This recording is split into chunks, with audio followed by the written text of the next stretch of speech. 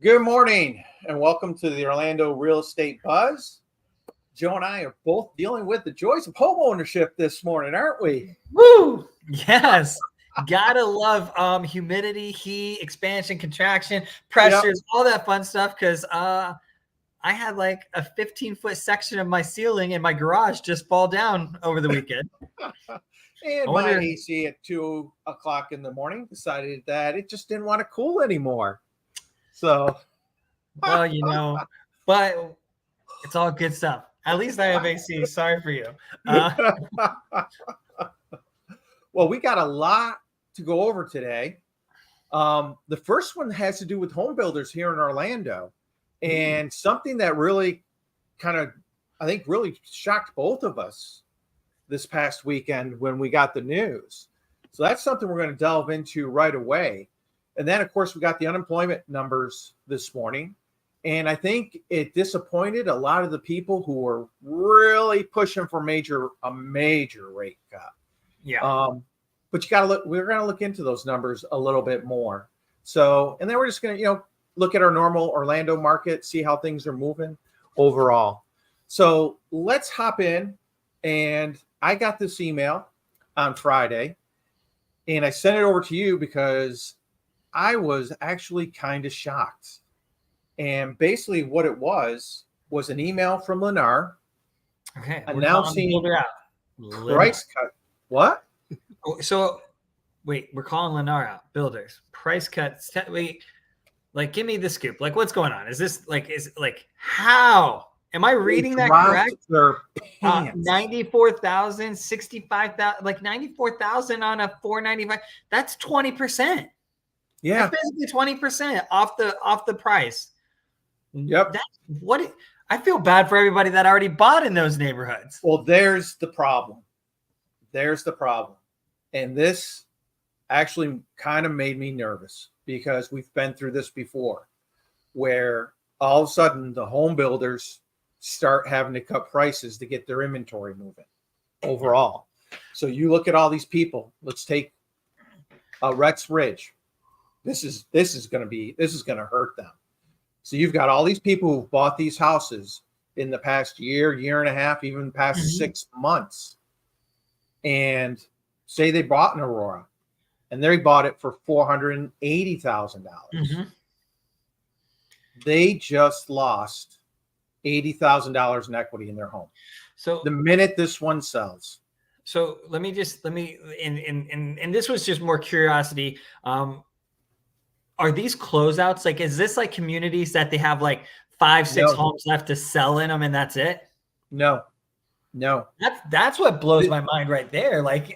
This is maybe it was a closeout situation. No. They just wanted out of the community, had a couple left to get rid of to be able to close that community out. But if this is they're basically reestablishing their price point. Exactly. So when you do an appraisal, as you and I both know, it's always your value is always based on your most recent sale. And they only start within that community. So you're gonna find other Aurora models if you're having to sell yours, and all of a sudden you now have this new price established at $400,000. And say you even bought it a year and a half ago before they did price increases, and maybe you bought it at $450,000. You still, if you have to sell that thing, you are now in an upside down situation. Yeah. And you and I have kind of talked about this in the past. That this is really the biggest worry is for all the people over the past couple of years who've bought all this new construction. If the builders ever do, because they always try to avoid it, if they ever do start slashing prices, and you've got a person who's been in a house a year or 2 years, and all of a sudden they've got a job transfer, they're upside down. Well, I was thinking about this too on the mortgage application side, right? How does this affect mortgages, right? We can talk about the sale value, but what about everybody that's bought in these communities knowing that rates were going to go down? And now they've lost this equity, and now they can't refinance because they don't have the equity to refinance, right? Because now they don't maybe they were so I think if this becomes a bigger, like, and if this becomes a wide scale, big problem and values go down, we're going to get a HARP 3.0, right? Like we'll see that program come back. But if it's just kind of like relegated to just like new build communities kind of doing this, we see a little bit of a decline, and it's not a major problem, but it's enough of an impact. Really, it's kind of in my mind, I'm like, it's the builder giving them that little salute, read between the lines, right? The builders. I've got to move this stuff. I got to get it off my books. I'm sorry, but I've got to drop my price. Plus, they're still giving the incentives. They're still giving the interest. They're dropping $100K and still giving interest rate incentives. Wow. Yep. And they're not the only one.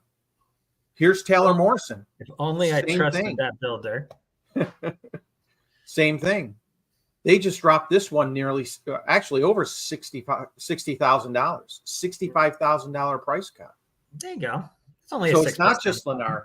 It's other builders. I've seen it from Miranda. I've seen it from Land C. They're having to cut the prices. Yeah. And what's interesting is they cut the prices the same day we had the market crash. That is interesting. I didn't even think about that. Like market drops, market crash, like you see this big drop, and it was that fear of so really it sounds like maybe it was I won't say the word, like, oh shit. We got to get rid of this inventory before things go completely before things go to heck. So I kind of thought with the rates dropping the way the benefit we got from the hit we took earlier in the week, I thought they may have pulled it back, but they didn't. They still sent it out. They doubled down. So maybe they're trying to hit these people like, hey, look, rates just dropped, quarter, 3/4 of or say 3/8 of a point, almost half a point. We just dropped our prices. Here you go. Here's your opportunity to buy from us. Here's your opportunity. Boom, boom, boom. Buy. Let's get contracts. Yep. Let's try and pull in all the contracts we can possibly pull in. So except I feel like one thing happened with those rates. Yep. And then, you got Redfin out here going, because of the recent rate drops we have, home buyers have gained nearly 30,000 in purchasing power. Awesome. It's true. How about they actually may be able to buy right now? Yeah. That's it. Not purchasing power. They may have the ability to buy right now. Yeah, I think like they say, like, what is it? For every 1%, approximately 5 million people now can afford to buy a home. And that's across the whole US. But if you think about it, Florida has more sales than everywhere. So it really helps Florida a lot. Florida, Texas, California really get the biggest bump in those situations. But like those buyers maybe at 350 can now buy 380. Buyers that were sitting on the sidelines that couldn't, because here's the thing. It's like, I qualify for 200, but you can't really, like, there's nothing in Central Florida for 200. No. They're like, you're just not. Tennessee, yes. Florida, no. Right? Like, the way I looked at it is you had that person sitting at that 350 and just wasn't comfortable with the payment because it stretched them to that, that 50% DTI. And all of a sudden, you've dropped that little bit, and hey, it cut $150, $200 a month off their mortgage payment, and it's like, ooh, breathing room. Yeah, that's the way I was looking at it. It's like maybe it'll get some people thought it was stretching them too much. Maybe it'll get those people to jump over. But unfortunately, we had the unemployment numbers hit today, and they were actually better than what the market thought they would be. Surprise. The market. So we had Friday unemployment comes, and this is what kind of really. Now there was a lot of stuff going on, right? Like the yen and like the currency rates kind of adjusted, which caused some unwinding. So that was kind of mechanical in nature. What we saw with Japan and with the Nikkei. And you saw the unemployment numbers on the BLS report go higher than they expected, 4.3 on Friday. So we see all this drop. We see this movement, right? You see the reports on Monday, the ISM reports came and said actually hiring was a little bit stronger than they thought in that sector. Yep. And then today you see initial jobless claims decreased for the last week. So it's kind of like everybody was hoping that was going to be bad. But but I'm kind of reading through this and I see the immediate headline of initial claims decreased 17,000 off the highs. But then we noticed that The continuing 4-week claims moving average. increased and the moving average increased. Yep. Like that's telling me we still do have a problem, but nobody gets past that initial headline. No. And it's like anything. You got to really go into the numbers. And of course, what happened this morning with the Treasury market is that everyone has that jerk reaction. Just, oh my gosh, now they're not going to cut rates, as much as we thought they did. And you saw, here's the announcement this morning. Boom, there goes the 10-year. Yeah. And it's testing the 4, bounced off a little bit, like it's kind of, which is good, but it broke it for a little bit, but pulled back. So it's back under, and we really don't want to see it go back above 4. Like we've already seen, basically we've seen almost all the gains that we had from Friday are gone. And Friday was this massive day, great, everything's fantastic. All last week we see rates going down, and then all this week we've seen them go up. And you look at that, if we go above 4 in the 10-year, I think MBS continues to fall, and we could see rates continue to worsen for the next 3, 4, 5, 6, 10 days. Yeah, we might push back up at towards that 7 mark that we finally broke. Yeah, I feel like, the 10-year was sitting it was sitting between that 4.2 and 4.3 level for a while. Yep. And then I kind of look at that and I was just like, maybe pull back to the 1 month if you could. Can you pull back to the 1 month on this chart? I think just move your mouse down a little bit. Yeah, there we go. There we go. If you look at that 4.2, 4.3, that was just, that was less than 2 weeks ago. We were sitting at 4.3 basically. Yep. I think we could end up somewhere around that 410, 4.4, the 410 to 420 range. I think we can live there. Yeah, because here's our weekend. 4. Everyone panicking. Yep. And then, of course, what's it do? Slowly starts to creep back up. Yep. And that's the hard part is, all these gains that we saw 2 weeks and 1 week from, the 24th to the end of August, or to the end of July, excuse me. It was basically positive. It was negative for the 10-year, which is positive for us every day. Yep. And then now it's kind of okay, recalibrate, and now it's worsening, winding back up. So could we see it continue to trend? I don't know. I think we do end up above 4. I don't know if we're going to stay below it. I think we test it, and I think we might test it for a couple of days. Yeah. But I do think we'll break it. I don't think we're going to go all the way back to 4.2, 4.3. No, I don't think we will either, because I think we'll stay. I think we got the quarter point September rate cut priced in there. Yeah, but what I think happened is what we talk a lot about is the market's reacting to a lot of hopium of what's going to happen. And if you look, the last week, there was all this talk of all of a sudden they were talking about 3 rate cuts for the year. There's only 2 Fed meetings left. How are we going to get 3 rate cuts? There was going to be an emergency meeting. Yes, really, this week, Monday morning, emergency cuts. Because the market fell so badly. What is it? The NASDAQ, for the first time in history, dropped 1,000 points on Monday. And all of a sudden, the Fed's going to have an emergency meeting. They're going to have to cut rates. It's like, no, it's just, the knee-jerk reactions are just amazing by some people. Yep. And I mean, because when you look at it, here's where the Fed watch is sitting for September right now, is we actually got 60% betting that we're going to get a 0.5 point rate cut. I still don't see it.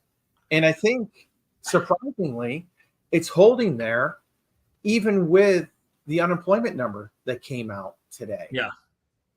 I thought some people would tighten up and shift it back a little bit, but they haven't. And the Fed has always said higher, longer. Yep. Yeah, they're looking at the unemployment number, but really, I mean, we're 4.3, 4.3% unemployment historically is not a bad unemployment rate. Yep. At all. Exactly. So you're sitting looking at this going, everybody just take a deep breath right now.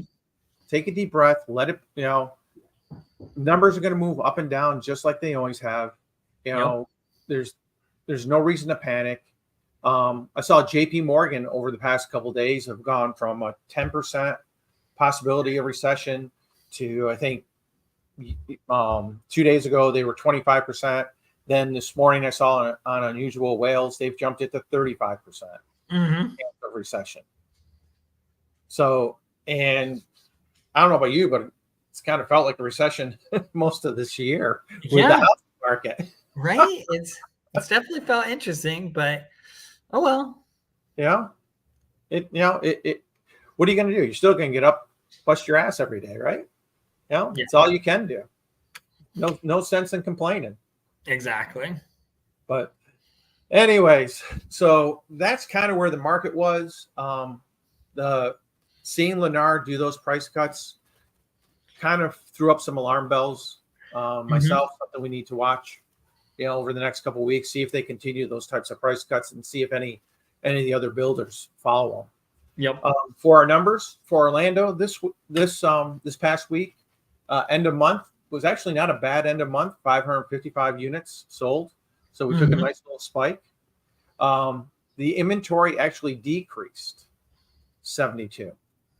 Now I'm kind of wondering because everyone's seen the NAR news out there, and this actually on Tuesday, the commission field on the MLS went away. So I wonder if some people were kind of putting on hold, waiting to see exactly how this plays out, how the paperwork's going to change over the next couple of weeks. Possibly. We got a new contract on Tuesday. I'm reading over it. I'm actually meeting Warren later today. It's like, okay, because the seller's still allowed to pay a buyer's commission. It just can't be put in the MLS. Yeah. Now you can do a concession. So it's going to be interesting just to get the paperwork figured out over the next couple of weeks. How do we actually put stuff in correctly? Our condo market, that's still, doldrums as it has been, but inventory kind of held steady. Our months of inventory, this is interesting because it actually fell to under 3 months. The numbers are still up, but we dropped about 0.2 of a month overall. But you can still see the original list to sales price. We're still sitting down there at that 94%. So everyone's coming off about 6% off the original sales price. Yeah.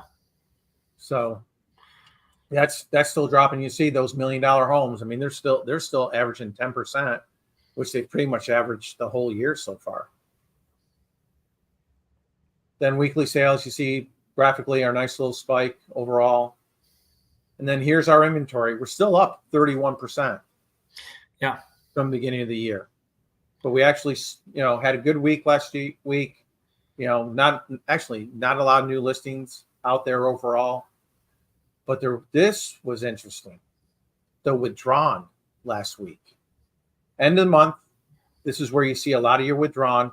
We had a huge spike to 195 units taken off the month. So this helped decrease the overall inventory number. And you can see it actually it went so big it didn't even couldn't fit on the graph. Interesting. So what do you think? What do you think caused that, though? Do you think it's uncertainty of what's happening with NAR? Do you think it's the fact that schools get ready to start back up? Combination of everything?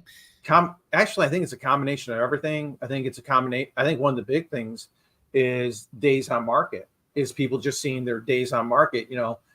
You've got houses that have been on 5 or 6 months, and people are just saying, "Hey, I'm just going to pull it off for now. I'm just not going to sell it. Maybe I'll pull it back and I'll rent it for now." But I think people just like we've said, have felt that the market is just slow, and maybe it's just not the best time to possibly sell. Yeah. Then in the condo market, we're still sitting at over 6 months of inventory in the condo market. See our original list again down at that 94% overall, and again you've got wiggle room. 97.5% on the final list to sales price. And here it is. I mean, look at this. We've sitting basically about an average of 130 condos per week. That's not a lot at all. Not a lot. No. Then our inventory, same thing, because it's interesting. You usually don't see both of them flatten off at the exact same time. But this week you did. The condos also flattened off this week. Not a lot of new listings. So I'm wondering if a lot of agents told people, hey, we'll see it in next week's numbers. Hey, wait to list because we've got all the changes coming. So let's just wait. Let's just wait another week. Let's make sure we got all the paperwork because we're going to have to change some paperwork anyways. And then again, with the condos, a huge spike in the withdrawn number. So both of them, a lot of people decided to take their stuff off the market. So that was interesting that they really mirrored themselves this past week, which we haven't seen that in a while. Usually the condos are a lot different because it's been so much slower in the condo market than the housing market. Yep. So over the next couple of weeks with the changes, new contracts coming in, the way we have to present to sellers, the way we have to present to buyers, now we have to have a buyer's agreement before, we can go show a house to a buyer. There's going to be some adjustments. And I think with everything going on, election, I think September or August numbers, I think are going to be pretty low overall. I think we're going to see them stay pretty much in the same pattern that, 450 in the houses and, 100 to 150 in the condos over the next coming weeks. As realtors, we start straightening stuff out. I've sat through, 2 or 3 webinars now. No one knows what's going on. Everybody's saying something a little bit different. Yeah, everybody's saying, and I think we got 6 new forms in the past week. That's a lot of change in real estate. Yeah. So it's all good. We'll figure it out. So yeah. All right, sir. Well, listen, have a wonderful day. I hope everything gets fixed okay. You as well.